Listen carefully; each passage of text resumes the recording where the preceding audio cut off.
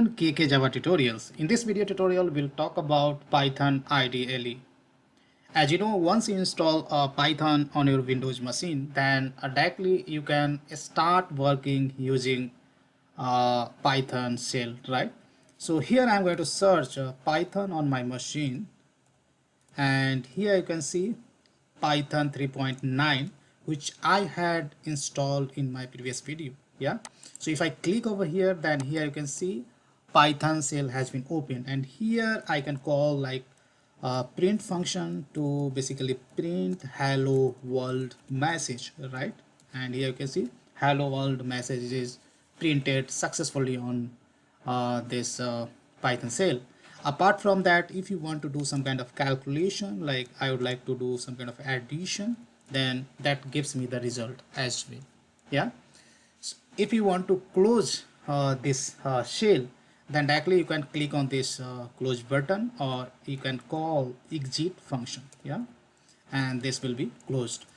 Why I don't want to use Python shell directly? Because there is another option, advanced option is available, which is much more flexible, or you can say comes with the some more features, that is called Python IDLE. Again, I'm going to search for Python IDLE, and here you can see this is the option available in my Windows machine.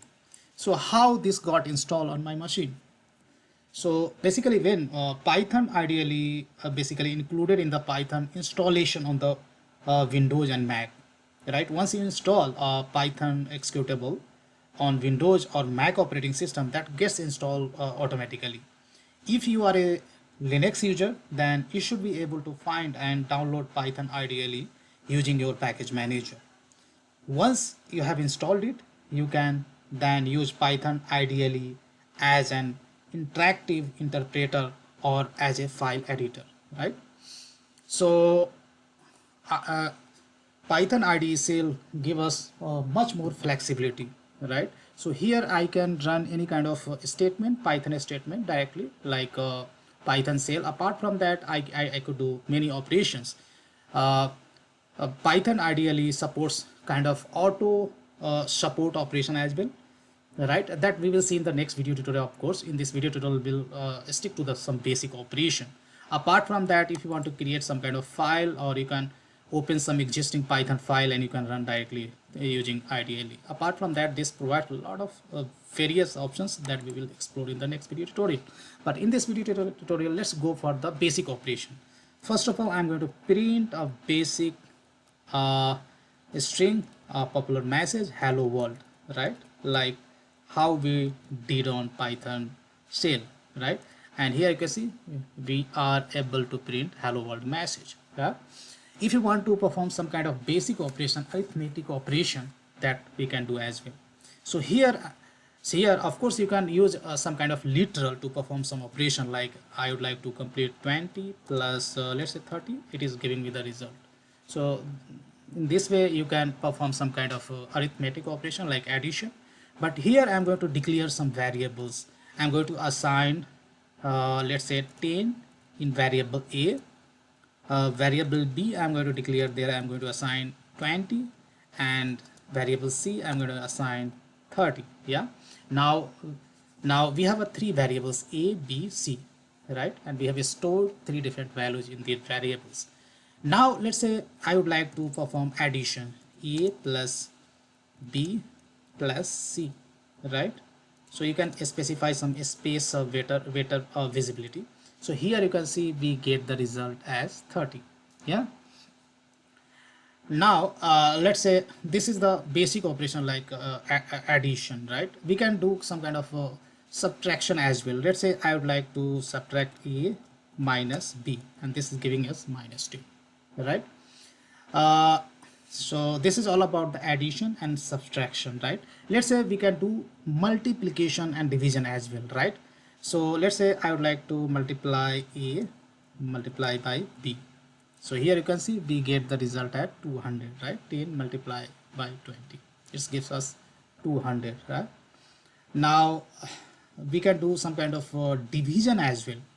So division, let's say I would like to divide value of C and forward slash, and let's say c divided by a, and it is giving us result as 3.0. This might you feel different than how we do division in basically some other language like C++, Java, right? You might be expecting a result should be 3, not 3.0. Why it is giving us the basically 3.0? It's a floating point number, right? So let's say if you would like to basically get the result in the in the integer format, then what you can do, Python provides you one more operator is called float division. If you do C and you have to go give double forward slash a, then the result you will get in the integer itself. Let's try to perform this division with some kind of like I would like to divide 20 and divided by, let's say, 10. Then this will give us the 2.5, and that's the correct result, right? But if you want to truncate the floating point, right, then of course you can go for the float division. Then 25 and float division 10, this will give you the result as 2. Yeah, so sometimes if you want result in the integer format, decimal proportion you want to truncate, then this is the way to go for the float division. Yeah, apart from that, of course you can do the modulo division as well. Let's say I would like to divide let's say C, and modulo division, which is represented by the percentage sign, and if I do A, right, value of C is 30, and modulo division A, this will give you the result as 0, right? Of course you can try with some kind of literals. Let's say I would like to divide 15 modulo let's say 10, this will give us the result as 5, right? So modulo always returns you the remainder, right? If you divide 15 by 10, then remainder is 5. That would be the result of modulo division, right? So here when we talk about the ABC, right, so ABC is nothing but the operand, and these are the operators like ampersand, minus, plus. These are called operator, right? Now apart from that, let's say if you want to perform some kind of exponent, right? Let's say I would like to calculate the 3 to the power 2, then how we can do in the Python? So it's very simple. You have to write let's say 3, and you have to give the asterisk twice and 2. So this represents the 3 raised to 2, or 3 to the power 2, and this will give us the result, right? Similarly, you can try let's say 5 to the power 3, and this will give you the result, right? So so in this video, guys, we have learned how to perform some kind of basic operation using Python IDLE. When you talk about the full form of IDLE, that is integrated development and learning environment, right? So of course you can use IDLE for some advanced operation as well, that we will see in the next video tutorial.